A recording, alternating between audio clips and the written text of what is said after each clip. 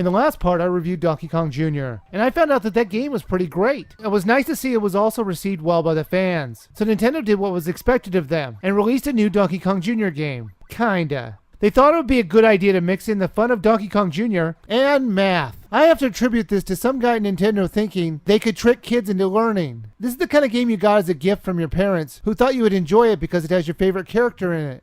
Now don't get me wrong, I do think there is some merit in trying to make math fun. When I was growing up, there was a show on TV called Square One, but I'm sure most of you only know it by its most famous part, MathNet. The whole show showed kids and teens how to use math in their everyday lives, and they kept it really fun. This game is not fun though. Not only because the game is poorly designed, but because it's so bland and boring most of the time, it's frustrating that this is always going to be the follow-up to a great game like Donkey Kong Jr. The story of the game is that after Jr. rescues his dad from the previous game, Donkey Kong is determined to never let Mario or any human capture him again. So he forces his son to master math, so he can lead his future offspring in a revolution to take over the world and enslave mankind. Or he just wanted him to learn math, who knows. Since there's no real story to the game, I guess you can come up with any storyline you want. I like mine the best. There are really only 2 different levels in this game, but one of the levels has different combinations to it. So this title has the distinction of having the least and the most amount of levels for an NES Donkey Kong game. The first gameplay option is the one where Donkey Kong will hold up a number, and Jr. has to use the vines to climb up and grab a number. And then you have to pick a mathematical symbol, and then another number to add up to the number that Donkey Kong is holding. If you're too short or over the number, you're going to have to keep adding or subtracting to the number in order to get the number that Donkey Kong is holding. Is it confusing? Yeah, a little, but you get used to it. Controlling Jr. to get the numbers and symbols was just too constricting. I would often choose the wrong thing because of the twitchy controls, and I would need to reset my number. Everything felt clumsily done, and it took away from any kind of enjoyment I could get from the game. Now this could be played with 1 to 2 players at a time, which of course brings up the question, who is this character? They never say, but let's just say it's Candy Kong. Now, wait a minute, Daddy. The only thing I think is good about this is that it's not you do this and then you do that and all the other arcade games. It's where you both do it at the same time. So you enjoyed the multiplayer aspect of this math game? I enjoyed how it was both at the same time. I thought it was fun whipping you because you were awful at the game. Hey, I can't help the fact that I'm a little math impaired. I beat you so bad.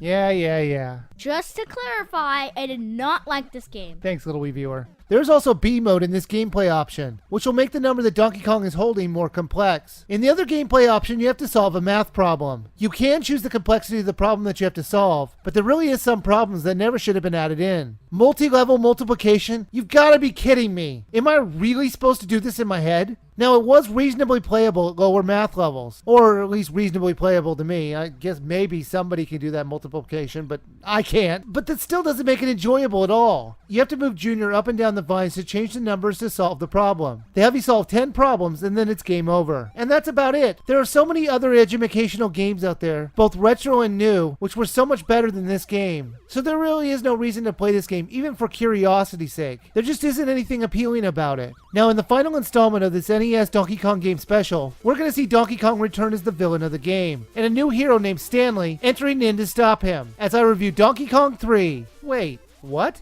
How could it be Donkey Kong 3 if Donkey Kong Jr. Math is the third in the series? You know, it's becoming pretty obvious that the creators didn't play their own game, since they can't even count up to 4. Anyways, up next is Donkey Kong 3, and I'm going to give you my final thought on whether you should buy any of these games. So I'll see you next time.